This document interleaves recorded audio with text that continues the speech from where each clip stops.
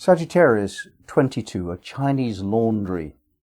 It has the image of somebody working away, hidden from the public eye, doing a very important job and going completely unrecognized, really not participating much in society and disdained, almost looked down on by the world because their job doesn't seem so important. They're not recognized for their gifts, their work that they do, important work for society.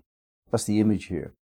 And I think some of us who are rather unusual compared to the mainstream have often found ourselves to be marginalized because our way of thinking, our way of being, what we do, how we do it, what we think is important, what our philosophy is. Many of us interested in esoteric work have had to just come up with an understanding that we're not going to be able to talk to everyone about what we think, what we do. And we start to understand that being in seclusion is not such a bad thing. It's a small price to pay, in a sense, for our freedom to get on with what interests us. And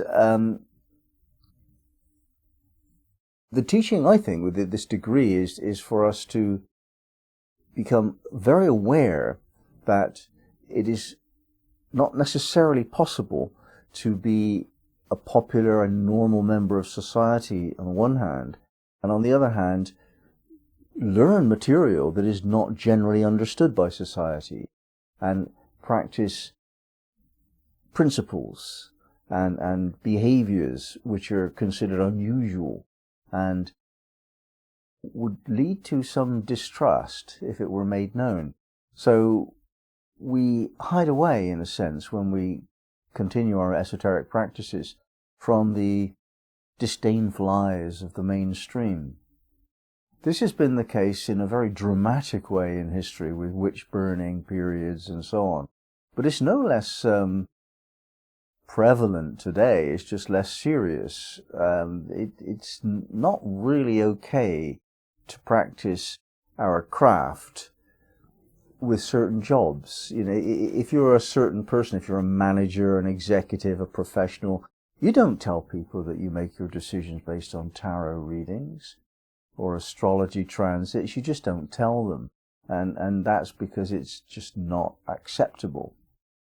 And some activities cannot be made known to the mainstream because most people are just not ready for it. The largest proportion of the society that we live in is more conservative than we are by an extraordinarily large degree, some of them angrily so. There's a polarity generally in the world, a political polarity between those who are more liberal and looking for more spiritual expressions of sharing the wealth, taking care of the needy, and so on. And the other half are more conservative. I want to keep what I've got, and if you're not strong enough to claim it from me, you can't have it. And that more traditional view is strongly adhered to. These are the guys that like the guns. And the other guys are the ones more likely to do the meditation. So there is this polarity.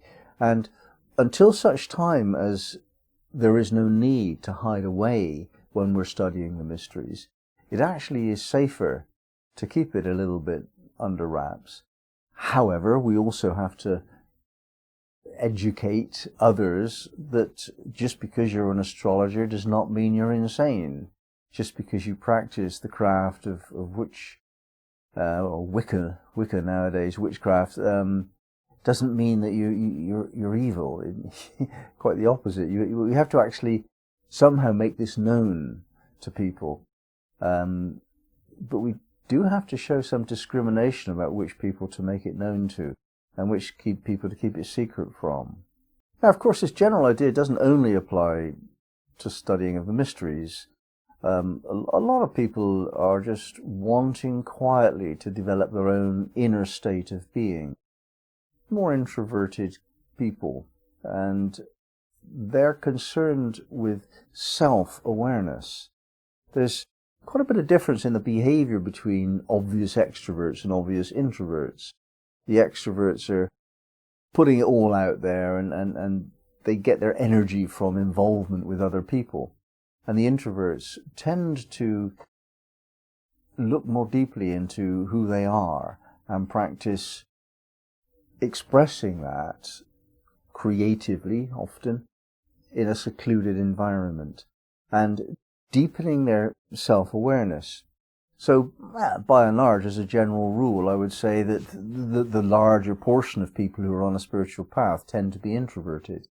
That's by no means excluding the possibility of an extrovert spirituality, but it is, in my experience, that the introverted way is actually a faster path to self-discovery, simply because you spend more time contemplating yourself. Our only access to the mysteries is through self-awareness. That's quite a strong statement, but we cannot be led to any profundity of meaning in life by believing somebody else's expression and explanations of what life is. We can be drawn into curiosity by such explanations from another person, but it's not ours. The meaning of life is subjective, and we have to find out what our meaning is, and therefore who we are, because who we are is the meaning of life for us. It's not different. And to find that out, we do have to go into some seclusion. The word retreat is an interesting choice of word. Retreat in the military scale means running away from the enemy. Retreat on the spiritual scale means running away from the enemy. There's a lot of people that impact upon us. They dump their stuff on us. They suck and they present and persuade and so on. And it's tiring to defend against these people. And they do want to impact upon us. They don't really understand that we don't want that. We actually want to be who we are, not negotiate who they are with them. So retreating from that energy into a more cloistered environment where the first thing you would do is to stop talking to each other and perhaps stop looking at each other, and you'd start making decisions about what to do next. You'd have a routine, a rhythm, and you'd be told that that's how it is here, and that there would be one guide who wouldn't do anything other than maintain the discipline of this retreat environment, and perhaps offer some explanations from their own perspective to contemplate. It might not even be with teaching. There might be simply the possibility of retreat and contemplation. You just spend time alone, working it out. And if we do not manage to find this time in seclusion, it's very difficult to understand how we could ever find out who we really are. You need space. You need space to find out who you are, and you need physical space of some kind. But mostly you need the space of not being interfered with by the processes of other people. And typically somebody who is interfering with you, with their processes, they're not in a good state. Because when you actually get into a good spiritual state, you don't interfere in the lives of others. You carry on with your own business, interacting for sure, but not to the point of pushing or pulling the energy field of another. So here we have the Chinese laundry being in the first sort of glimpse, an expression of hard work and underpay and difficult circumstances and so on and so forth. The Chinese laundry attendants weren't very highly paid or highly respected, and yet we could see that nevertheless these are the people likeliest to move forward in their spiritual evolution, simply because they spend all that time alone, provided they see this as a positive.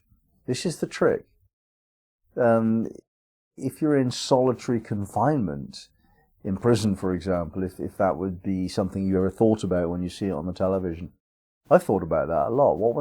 How would I function? Would I manage to do solitary confinement or not? And on balance, I think it wouldn't really challenge me very much. I don't know. I mean, maybe that's an illusion I'm making up for myself, but it sounds rather nice to me to be left alone completely to my own thoughts for a year or two. That sounds like the kick I would need to move into the highest form of self-identification that I can reach in this lifetime. But yeah, maybe I'm fooling myself. Seclusion. It's good for you.